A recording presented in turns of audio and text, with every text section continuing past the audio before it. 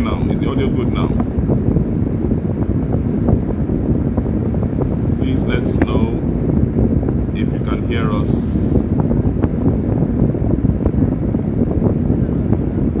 Okay, you can hear us now. Thank you so much. Good evening, everybody. So my name is Leah Dekule, and this is my Instagram handle. My guest is this young lady called Maya. Like I said, we're also on Facebook. The Facebook page is Adenia Dekule. So you can go there on Facebook. I'm sure you'll be able to catch us. Can you just screen on Facebook so we can? We had a lot of requests for recording, so we had to find a way in our own little amateurish way to sort that out. So please bear with us a little bit while we sort that out. I need to lift that up a little bit so that kind of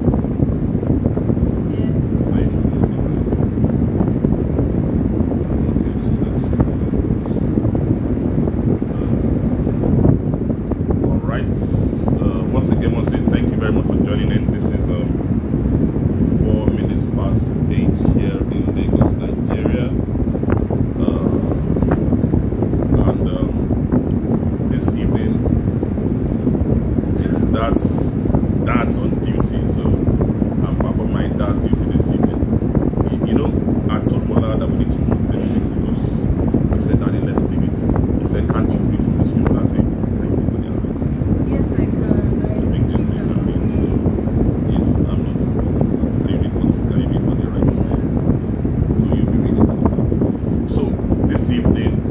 We've done this before when Mola was nice and not innocent. Now she's almost 20, so she's challenging me a lot. So I don't want to say anything that happened backstage before we came here. That's alright.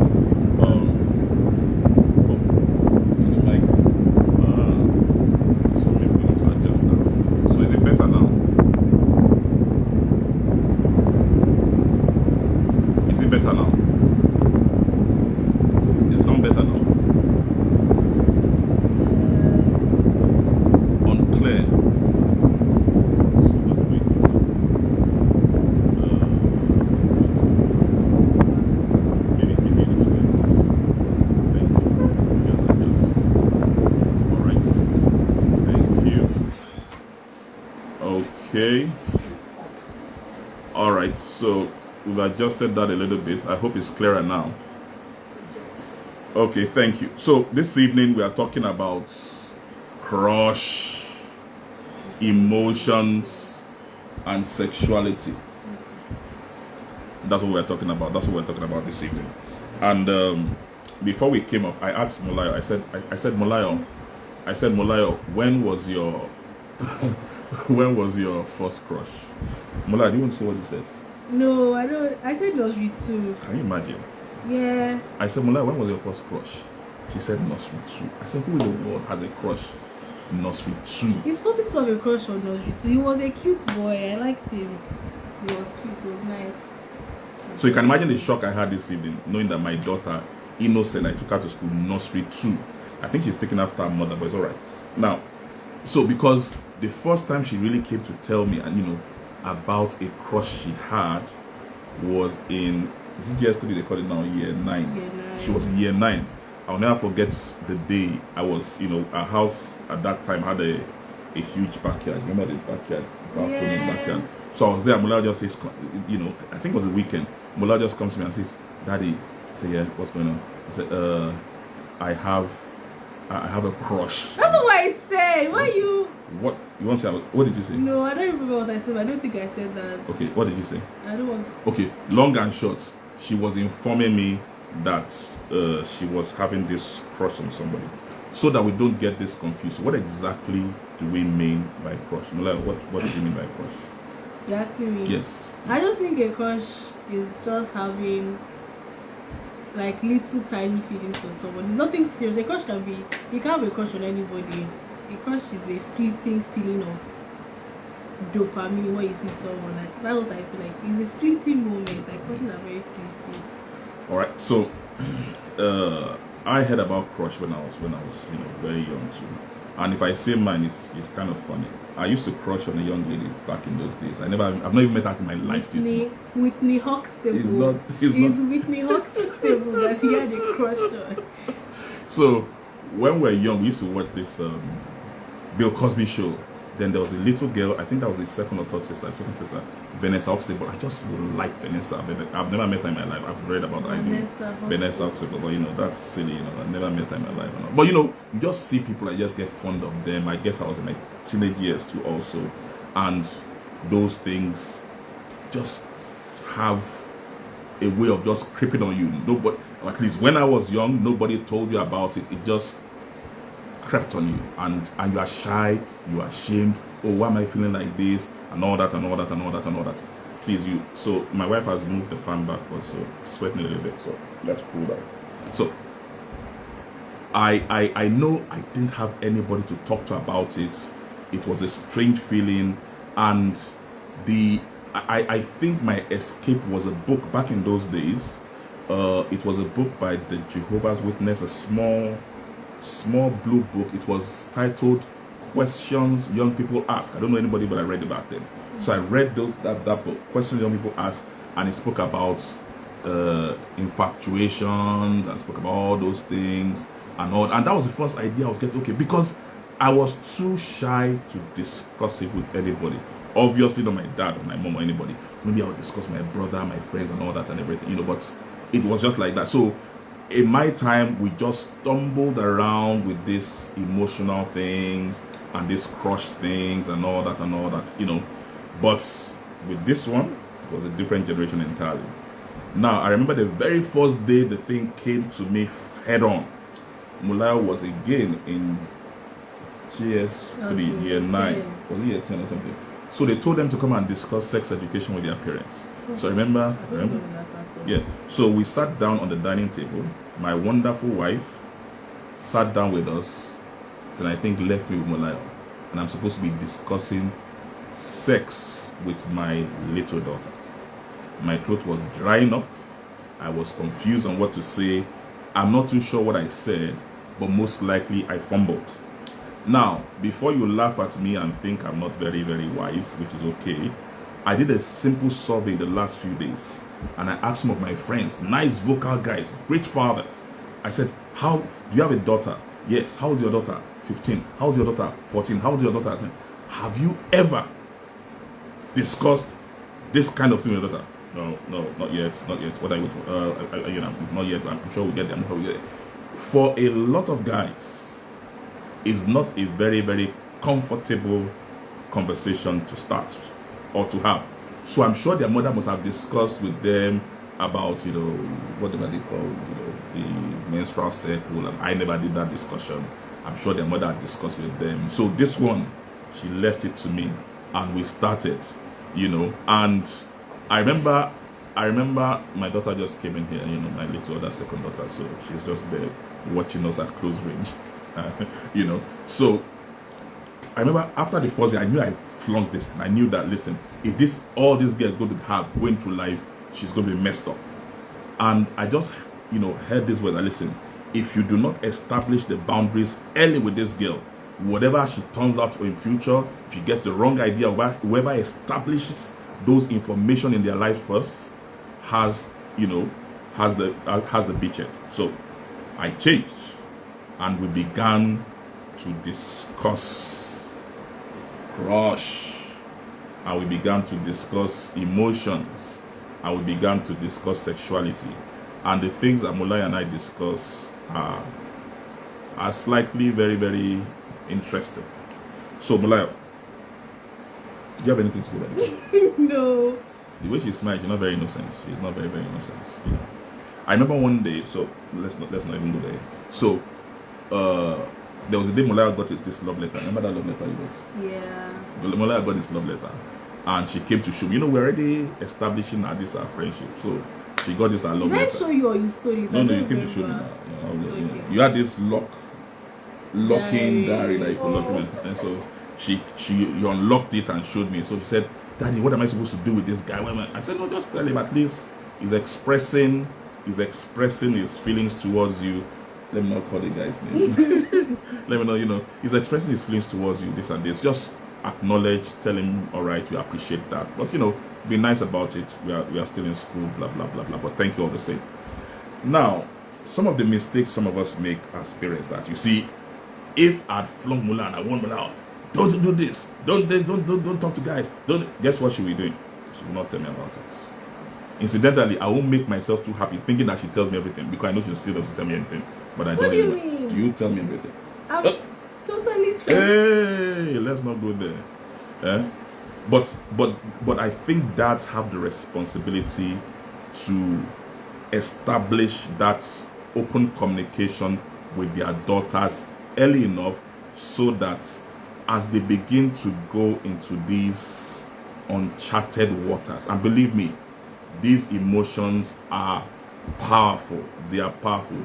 The moment they begin to flow in, whether it's with your son is going to puberty, your daughter is going in there, the moment these emotions begin to flow in, it comes with a lot of confusion, and if we don't guide them through it, it can cause a lot of trouble. And I'm grateful to God that some way, somehow, we were able to start this early, and we've been building on from there. So, Mulayo. Yeah. Talk about your crush. Let me not call him. We said we not call names. My crush. Your first crush experience and how we dealt with this. Talk about it. Which one? This is the one in secondary school. Of course, that's your number 2 one was just a joke.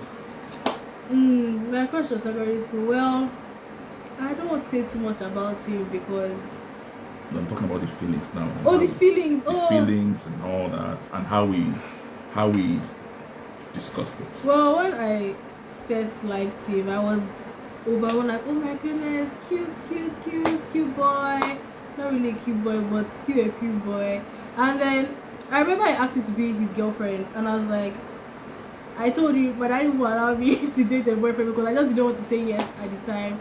So I went and I told my dad, I was like, oh, I have a crush and everything, and he was like, okay, that's fine. And I think they met his parents during like this thing and everything, and they started calling us Iyawo and Oko, and it was a very uncomfortable. I wasn't there. Yes, it was a very uncomfortable situation. But then I remember I really liked him a lot. Like, I liked him a lot, but I never used to feel because I separate books and feelings always. So I remember the first time I told him I loved you, it was after his birthday. Yes. Yes, now I was like, wow, I love you so much. Well, he said it first, and because I was like, I don't love you, then he was like, why don't I love you? It was very dumb back and forth, but I said I love you because eventually I realized I did, and it was cute and fleeting. But now I think about it, it was a very unnecessary relationship, the most unnecessary relationship I've ever been in my entire life. It's a very like necessary experience, but I would never do it again personally.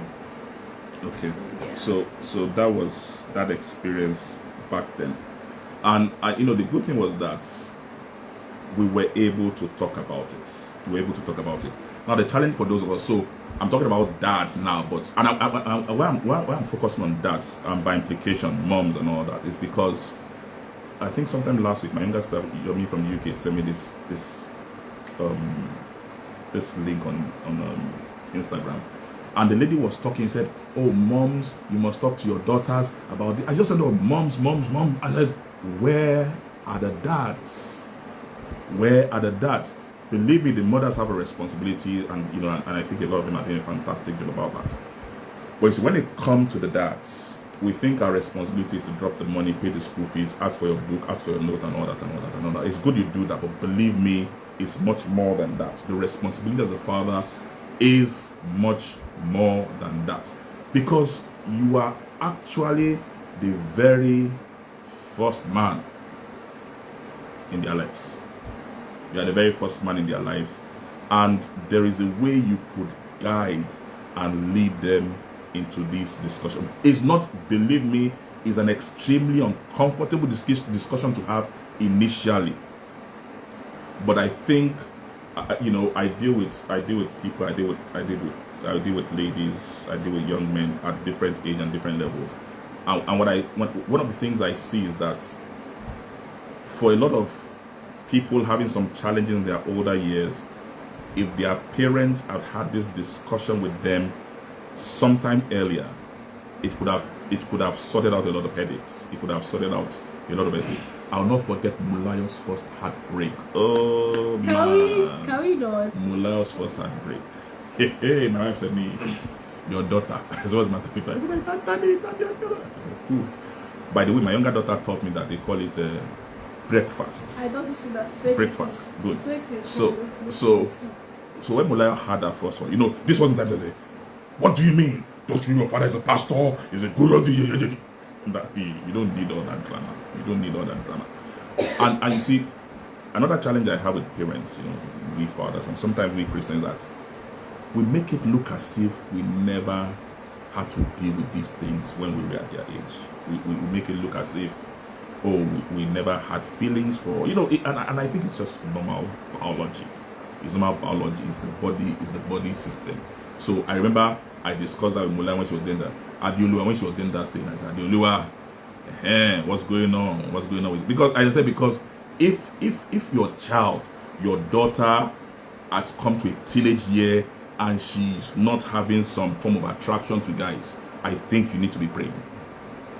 And if your son too is not having some, I think you need to be, it's not normal. That's the way the body system is designed. I understand. I was talking to this guy who works with teenagers and all that, and I understand about 28 different chemicals begin to flow into their body as teenagers, and they just flow in there, causing all sorts of feelings, and they keep they stay in the body and begin to settle down in their 20s. So it's important we are there to guide at this time. Why?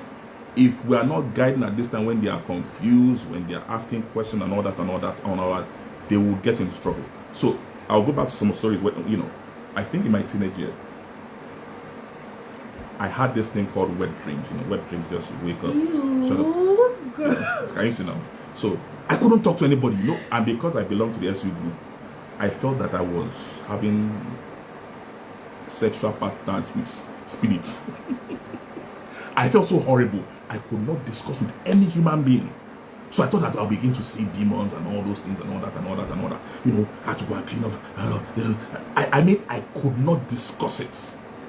So I remember I left home that day. I went to a bookstore. We live at Papa. There's one challenge bookstore there. I went to the bookstore. I was so confused. I didn't know who to talk to. I went to buy a book by I think Dawn and Beatrice or Dunzi or something, like a couple.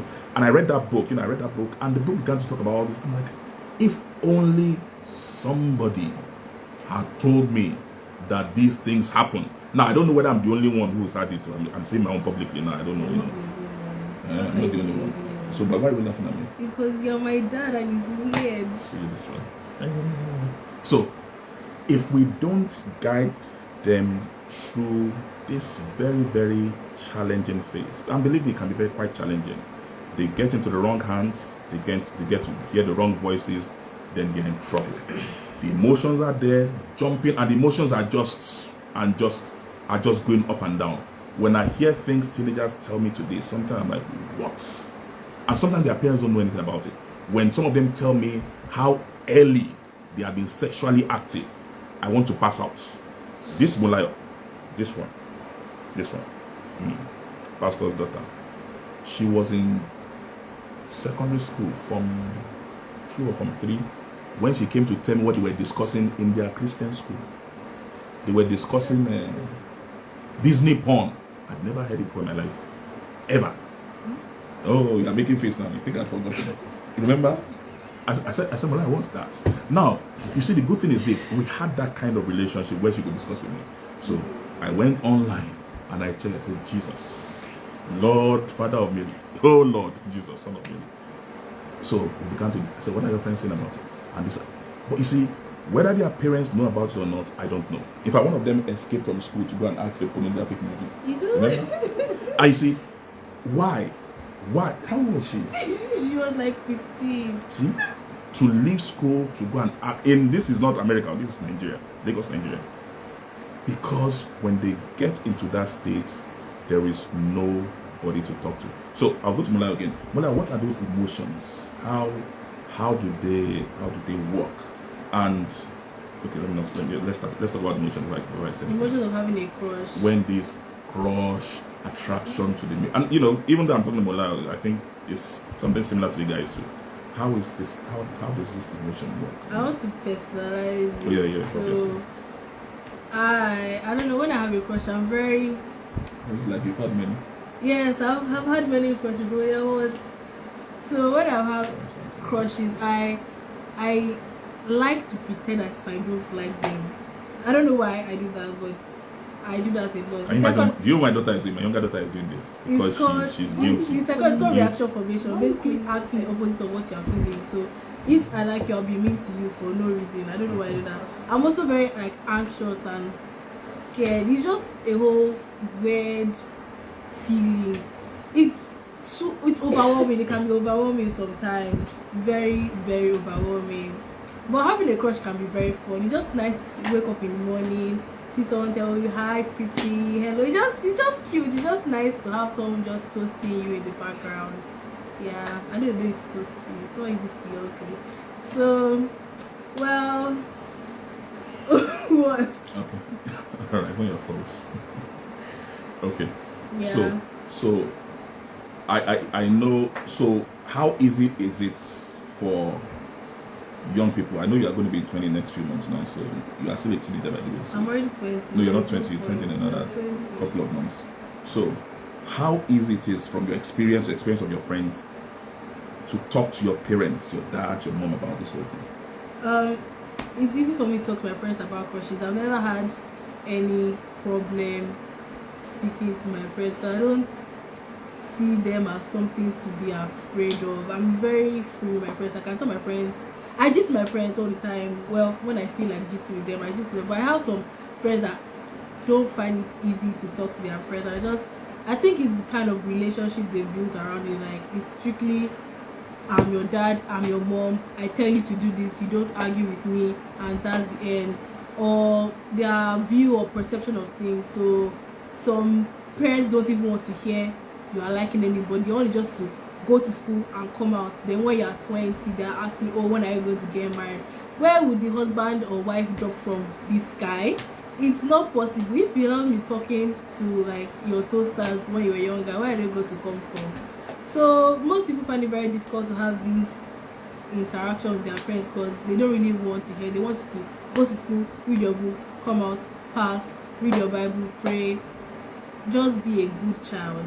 But they have to understand that being a child or being a teenager comes with these emotions that you cannot ignore and neglect, because it's going to lead to a lot of like negative problems and things you have to deal with later that you wish you never wanted to deal with at all. So yeah. All right. So thank you.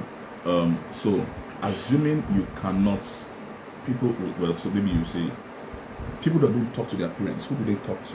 They talk to their friends, And which do they also get- don't give the best advice, because how can a blind person lead a blind person? Also, teenager and Yeah, because imagine me at 14 giving advice to another 14-year-old friend, say, yes, you know what you should go and tell your boyfriend. What do I know? Me that I was crying over a boy, what will I tell her? Like, it doesn't make sense. So you need because old people, like, they've experienced these things before, so they can see what you don't see.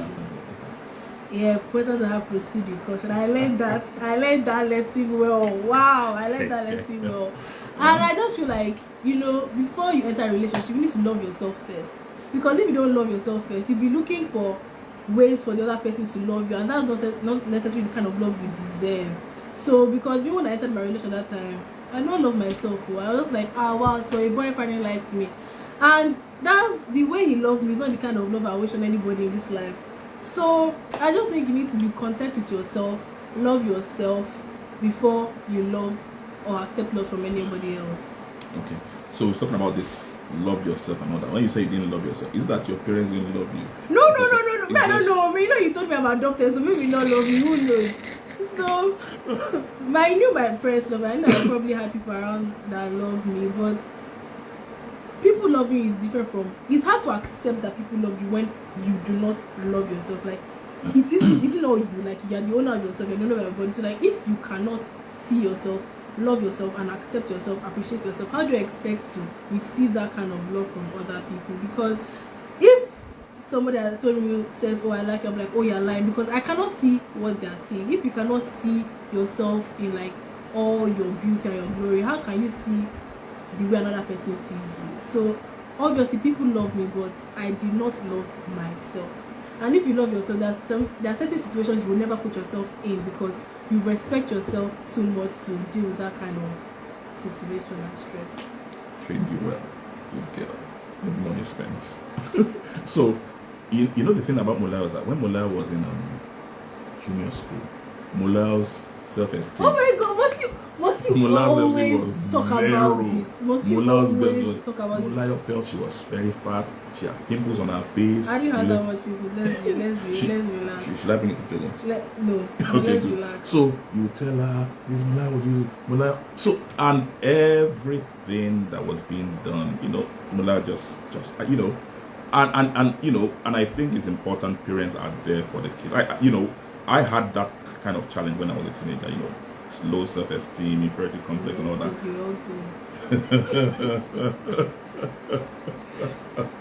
You know, she said because I was ugly, I wasn't saying anything about it, you know. And my parents, it wasn't only my parents' fault, it wasn't anybody's fault.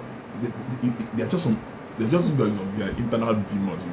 When I say, "Daddy, see my face, see my skin, see my eye, see my this, see my that." But now, posing is too much. If you know the drama we went on before we came in here, you know, "Daddy, what should I wear? Should I wear this?" You know that, you know.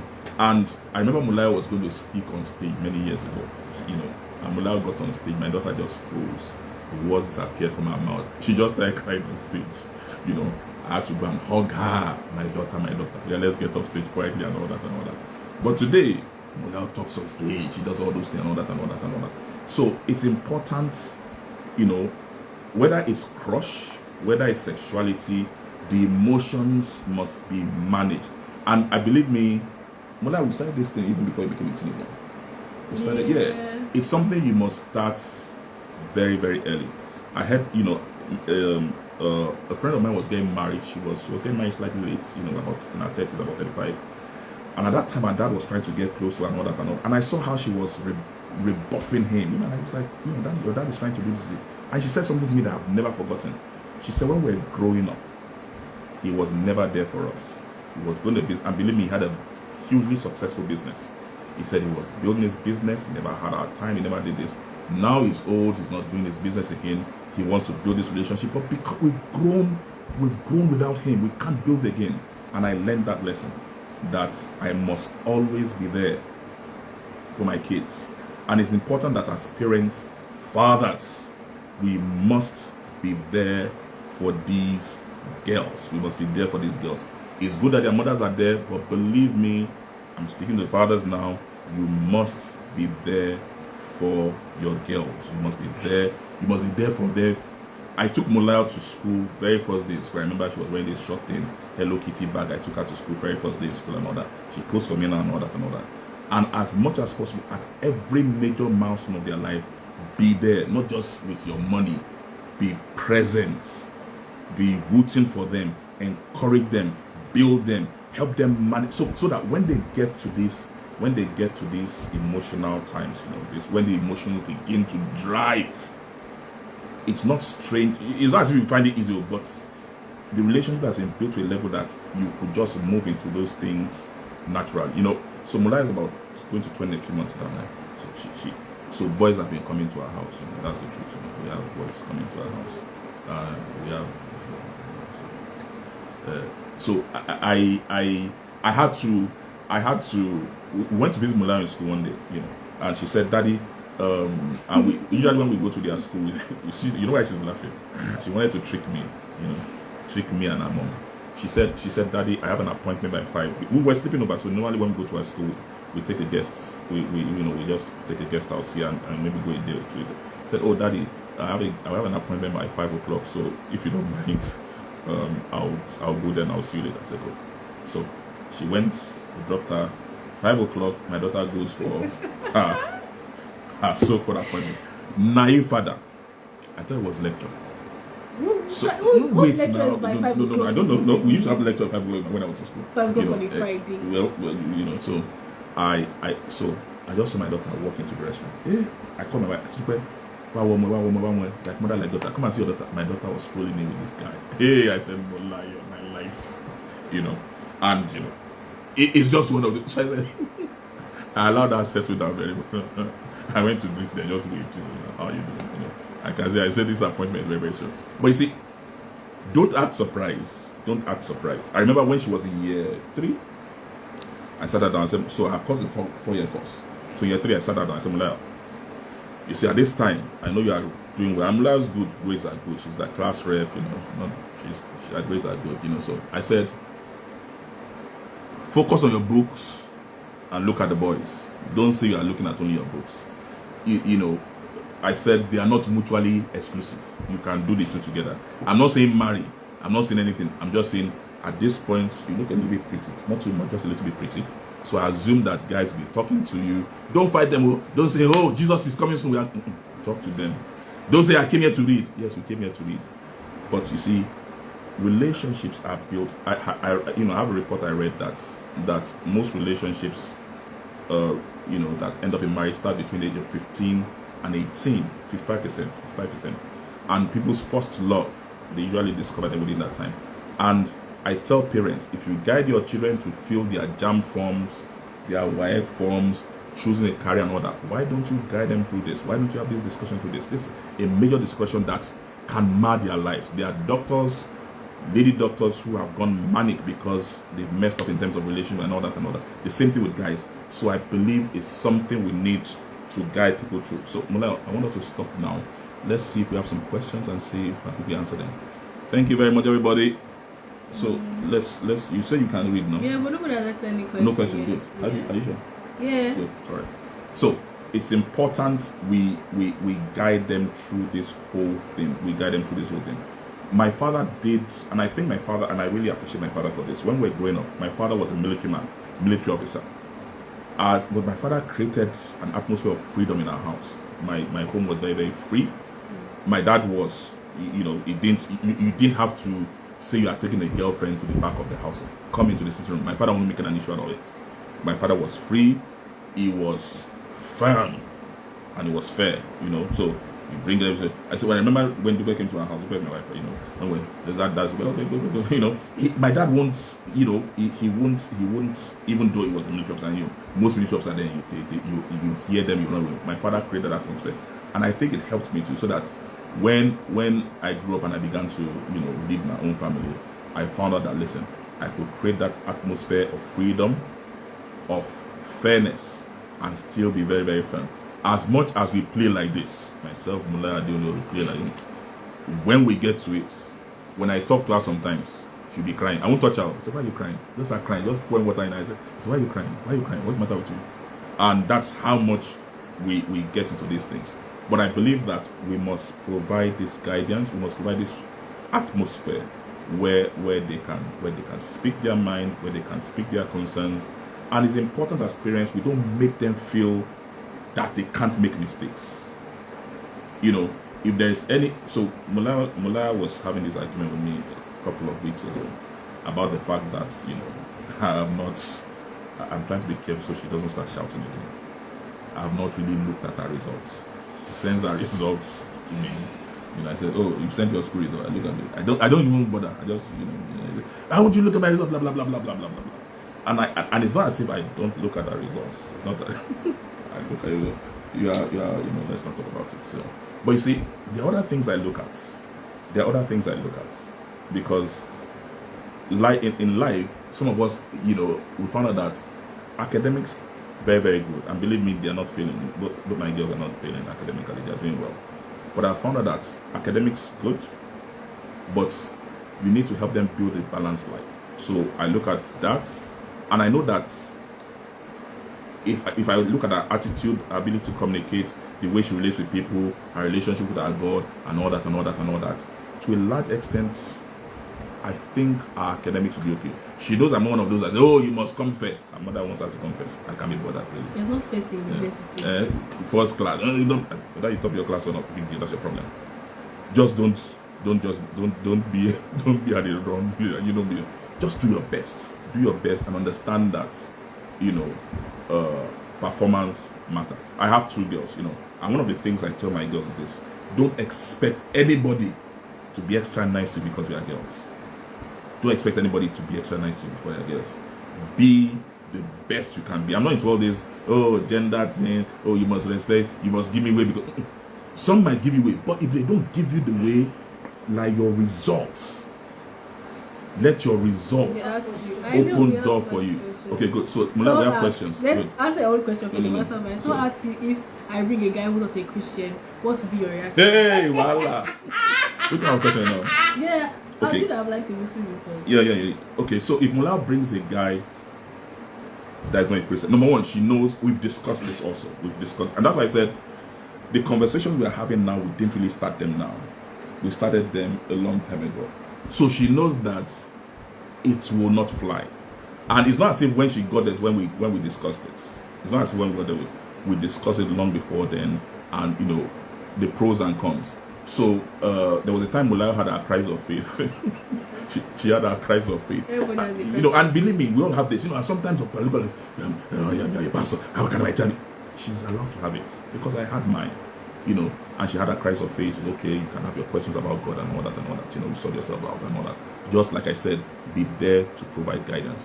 So I won't say, oh, don't bring a Christian guy home. And you see, even the Christian guys, and let's not talk too much. Even the Christian guy she brings home, we've spoken about it. Because it's not enough to see a Christian guy. There are a number of things that you have to do. And now let me go a bit spiritual on you. Believe me, before Mulayo was 5, I've been praying about the person she will marry. I've been praying about her, the persons, my in-laws, whoever they will be. I've been praying about everybody. Part of it, I said, Lord, any silly person that'll give me a date, they must not meet ways. Pray about it. It's important you pray about it. I know parents today that they've retired, that their headaches today, some things happening with their kids. So pray about it, show the example with your life, and discuss it, not as a command. Discuss why. So if you ask Mola, so things I've told her, I said, like, it's not just enough not to marry a believer. You must marry a serious believer. If I told her, I said, the guy you marry, you can be older than him. I don't care. I said, but he must be more mature spiritually. Because, I take that seriously. So like I said, a lot of these discussions, we must start early. It's not when they are becoming teenagers and all that. We started building our friendship relationships long before they got into the teenage years. So now we can still talk because, it's there. So I hope I answered the question, right? So the next question is from me. They asked me if I was in a serious relationship and what is the dynamic right now. Yeah. Well, yes, I'm in a very serious relationship. And I'll ask my dad the dynamic between him and. What do you mean? Because they asked me the dynamic between you. No, answer is not you. Yes. Am I you? No. At least from. Okay, I think the dynamic is okay. They talk to each other, so I think they are fine. They text each other, they make jokes. My dad never supports; he's always supporting him. So I think they are okay. Why don't you answer the question? Which question? The relation between you and the special person. Okay, the dynamics. So you see, there's a lot of preparation of the heart that has to go on. You have to prepare your heart, So I remember this guy comes to the house. A lot of them have been coming. So, and one of the things I tell Mola is this: any guy that is scared to come to your house to see you and see your parents does not have good intentions.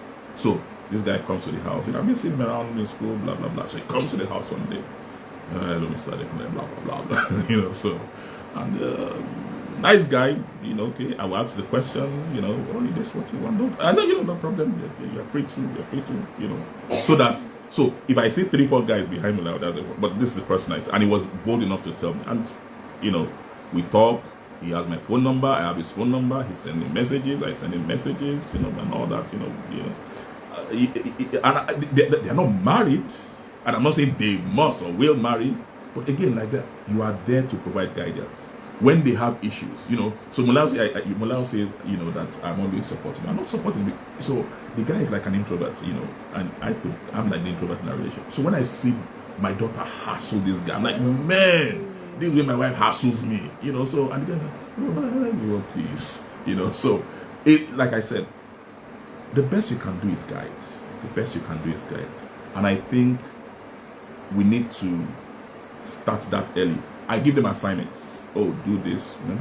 I give them assignments. Go and do this. But you see, I believe as responsible parents, the values we build into our kids, we build them very, very early. If it's now that I'm building some things, believe me, I'm late.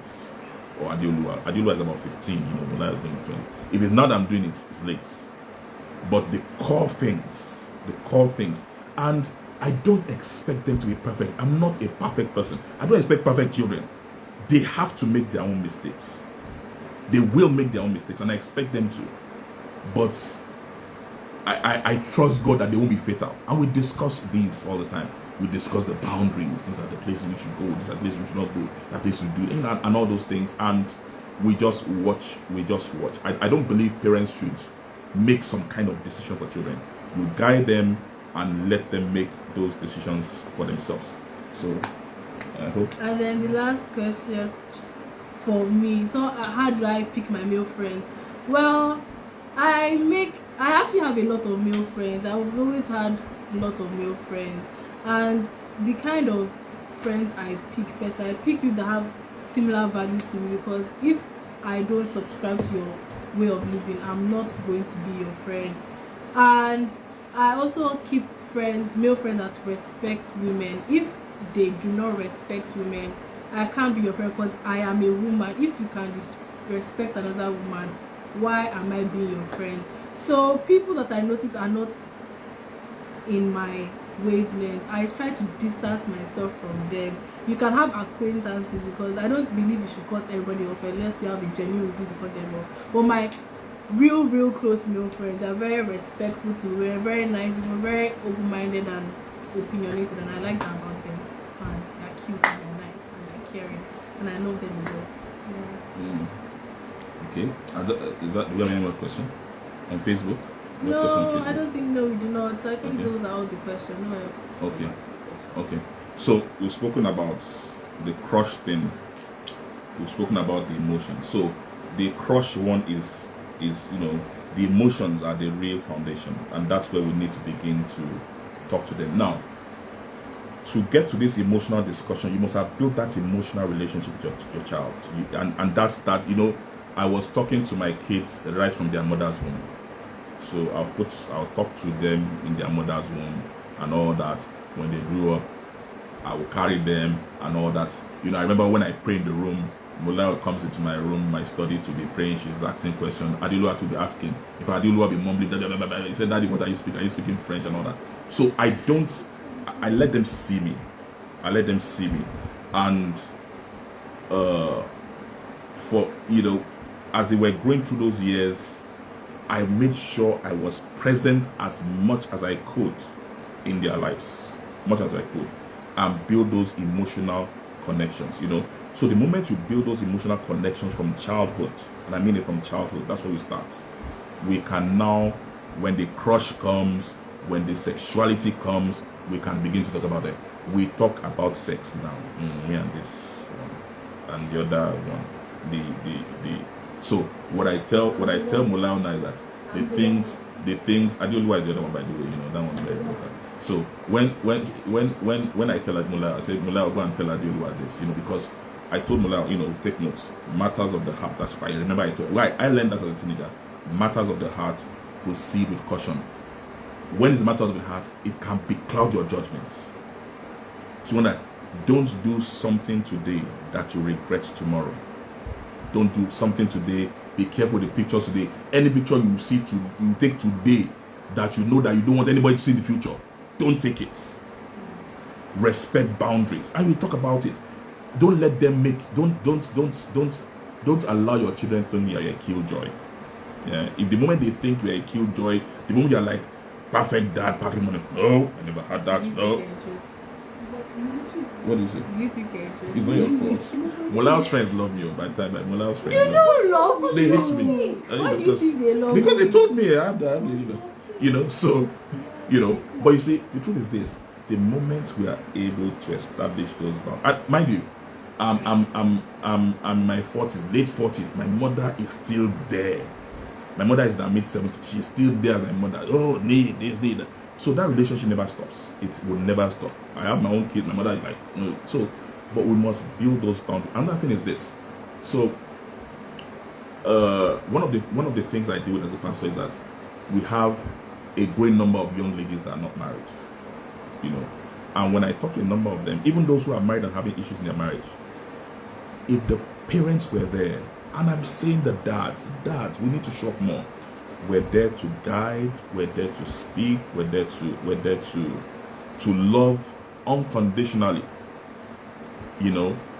Then it will give the kids, the daughters, the sons, a better chance of navigating through the very, very challenging phase of life. The teenage phase, the teenage years, extremely challenging. Why? Because we are making a transition. It's not the only challenging phase. So they are not sure whether they are, Mullah will say, Daddy, growing old is a scam. They are not sure whether they are adults, they are not sure whether they are children. And you want to help them navigate those things in reality. They go through challenges, they go through phases. You want to let them know that, listen, it's not only you. I used to feel that, man, I'm the only one going through this thing, but I wasn't the only one. So it's important you help them understand that, you experienced this at this time, you experienced this at this time, so that they don't feel, you see, the moment they feel alone in this path, and they walk that place alone and they walk in the wrong hands, it's very, very dangerous. And those are the things we need to guard against. Want to say anything? No. Nice, man. Actually, I also am. Yeah? Good. So I'm watching the time. So this is 8:50. Then what do we need to talk about again? We need to talk about modeling. And what do I mean by modeling here? You have spoken about it earlier. Okay, you said you think some kids find kind of comfort zone with their mom to talking about their emotions with their mom. Yeah, I think so. Some kids, talk to their mom more than their dad. There are some people that are closer to their mom than they are to their dad. Yeah, so yeah. They find it easier to talk to their mom some than their kids. dad. I think it's just okay as long as you have a parent to talk to, or like a guardian, someone that can direct you. If you can't speak to your actual parent, there should be an adult for you to talk to and to express your emotions, to lead you and guide you if your parents are not available. Yeah, that's wise. Yeah. A bit wise. It's so. I have people I talk to. I have mentors, people that are older than me that guide me in different areas of life, and I think we need that ultra. I've had them from my teenage years too. There are people you need to be able to talk to. When I decided to get married to my wife, one of the first set of people, among the first two people I told, was my dad. I remember I was a Saturday morning, I walked into my dad's room, he was reading a newspaper on the bed. I said, Dad, I want to talk to you. He said, sit down. So I said, Dad, I'm getting married. My dad removed his glasses, put on. He said, what? I said, no. So that we could joke like that. I said, no. I said, you remember that girl that you say, yeah, the Dubai girl? I said, yeah. I said, I think I want to marry. I said, you like her? We spoke about it. It's okay, we are sure. And that was it. That was it. That was the kind of relationship I had with my dad. That was the kind of relationship I had with my dad. And when I was going to tell Dupe's mom, I told her to tell her mom. Dupe didn't tell her mom. I said, you come and tell her. You can imagine. So I come to my mother-in-law's place. My Dupe's dad died when she was about 5, going 6. So I didn't have a father-in-law to talk to. So I come to Dupe's house. Dupe was not there.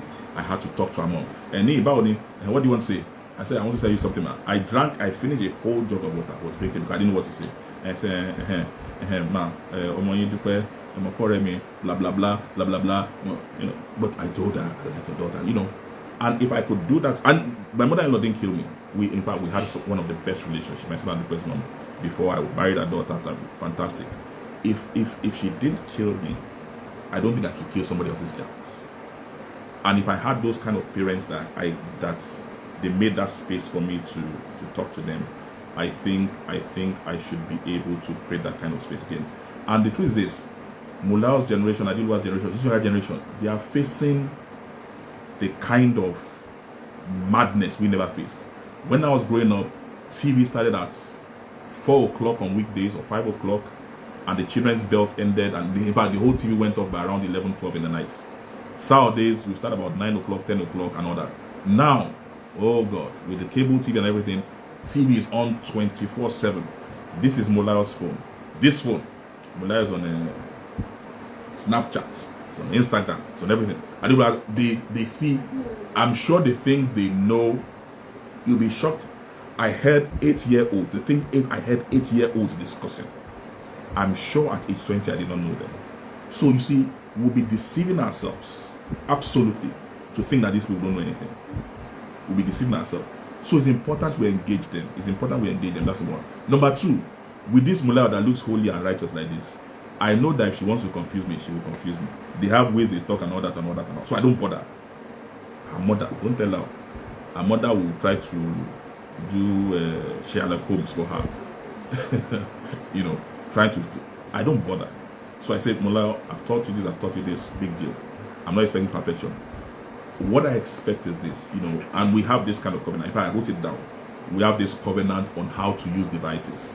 I expect some level of responsibility from you.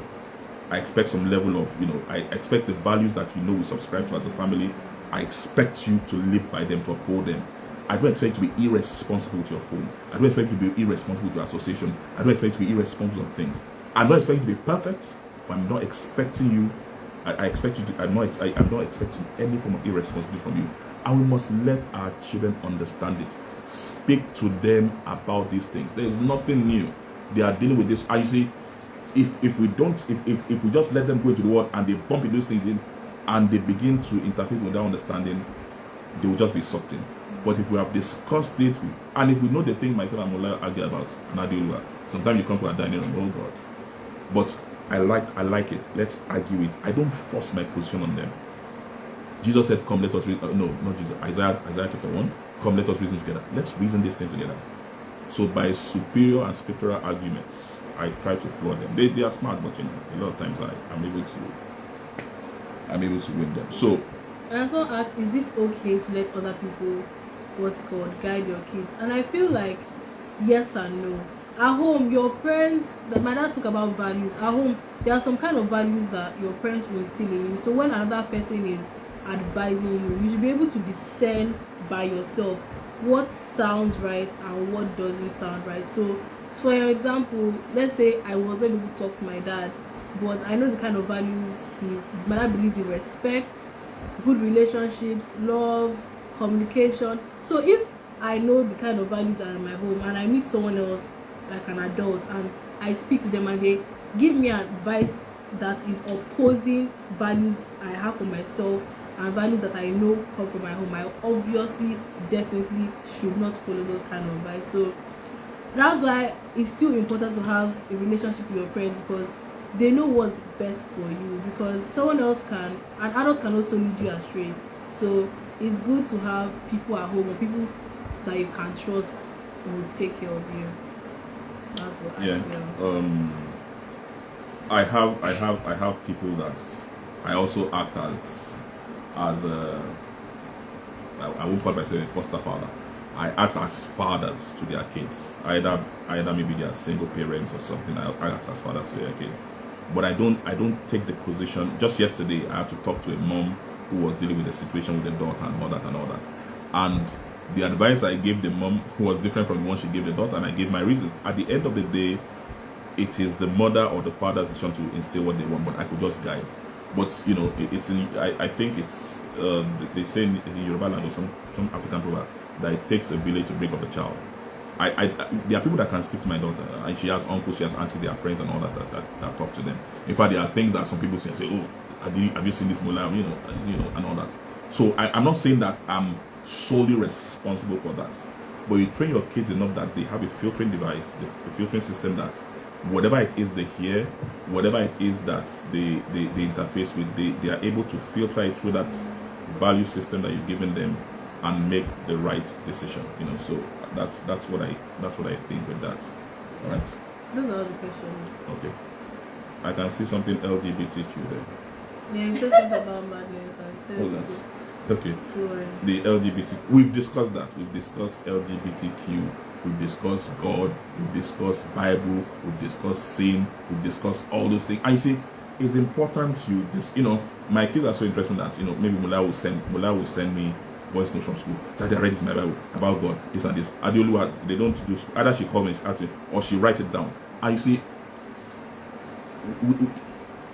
the kind of Jesus I know, and I don't hide my faith. I'm a Christian, a pastor, I don't hide my faith.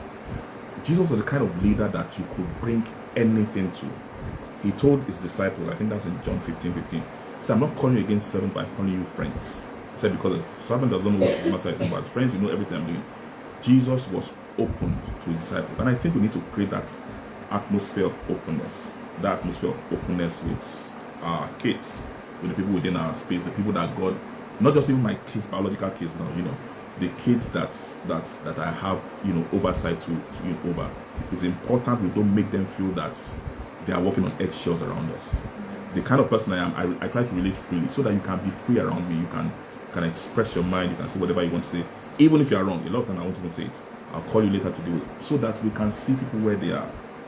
Jesus said he was a friend of sinners. We can hate the sin, and love the sinner. We can, when we reprimand our kids, or I can say, Mullah, what you did is stupid, but I must separate the stupid behavior from a stupid Mullah. It kind of get difficult sometimes, but we succeed in doing that, and it's important because the moment your kids begin to feel that their personal self-worth is being dragged by you and all that, they begin to pull away gradually. The moment they feel that their sense of identity is being marred, or they feel that, so there are times when I will tell me something and it is a secret between both of us. So that it is between both of us, whether it's between both of us or not, but that's what she tells me. And believe me, I have to honor it.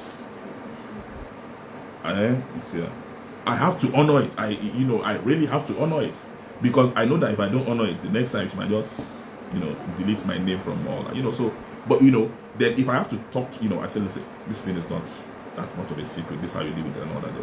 But whatever it is, I think it's important we create that space for our kids to be open to us. I cannot overemphasize the involvement of fathers, and I know why I'm saying that. I cannot overemphasize the responsibility of fathers. Believe me, a lot of fathers are doing great jobs, and I respect them and appreciate it and all that. But I believe we can do much more. We can do much more. We can make our presence felt much more.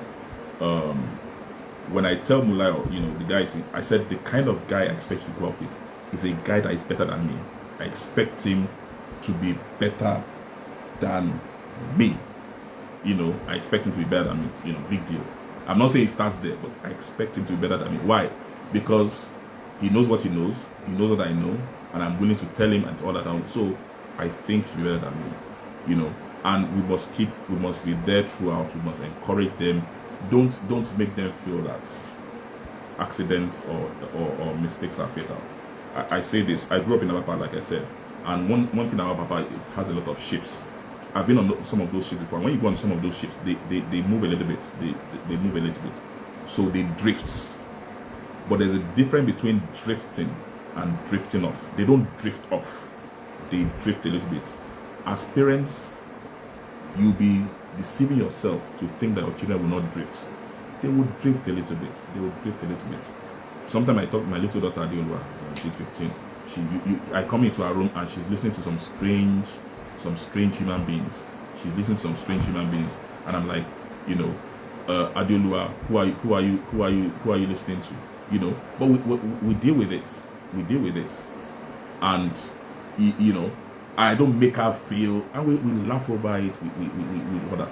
And Mullah too, there are times she drifts. So the drift is allowed. It's okay for them to drift. But we see, it's a drifting off. That must guide against. And don't make them feel that you are the super saint. You see, she's nodding her head. Don't make them feel you are the super saint. When Mullah had a challenge at school, academic, I said, listen, me, I had extra semester, so don't let anybody come and kill you. This is how you deal with it. So don't make it, what do you mean? I always had straight A's. Big deal. So it's important we create that kind of atmosphere where people can fall and rise. And right, the Bible says the righteous man falls 7 times, stand up, and the Lord picks him up. We must be able to pick our kids up, we encourage them, and help them become the best version of ourselves, and so that we can become friends for life. So myself and Mola, we are still father and daughter, right? But we have some kind of friendship relationship, some friendship. She came back from school, which day now? Sunday. So she got the driver had brought her in before we got. So we just were driving in. As I was coming in, Mula was hailing me. I knew she was targeting my wallet. What did she say? She said, so it was hailing me, oh, Dogu, my sponsor. Was staying. I said, fake. She wanted to collect my money. But and we can do that, we can laugh, I know when we're growing up, there are some of our friends, at the moment they hear their father's horn like this, bam, everybody disappears. And I know how those kids turned out up later in life. But you see, my dad was the kind of person that we didn't run away from. My parents were people we didn't run away from. And I think those kind of environments are important we create for these kids, particularly in the kind of world we are living today. So, Bola, it's past 9. It's 3 minutes past 9. I want to say thank you to everybody. Thank you for joining. We appreciate you for your time. If you have questions, please send them in. We'll answer them. We'll do this some other time. We've had some other requests, and we'll put this on our Facebook page. My YouTube page. My YouTube page is Niyi Adekunle, my YouTube channel. So if you go there in the next few days, we'll put it up there. Some people have sent me a message, we'll not be able to do it. We're here, in and out of the country and all that. So please go there, ask your questions. You want to send messages, send it. And if there's something you want us to address later, please also send it, and we'll see how we can address that. So thank you so much for your time. I really appreciate all of you. God bless you. Have a great day. Bye. Bye. Thank you so much. Love you. Bye. Yeah. Okay, bye. Be careful so that it doesn't go off. Love you.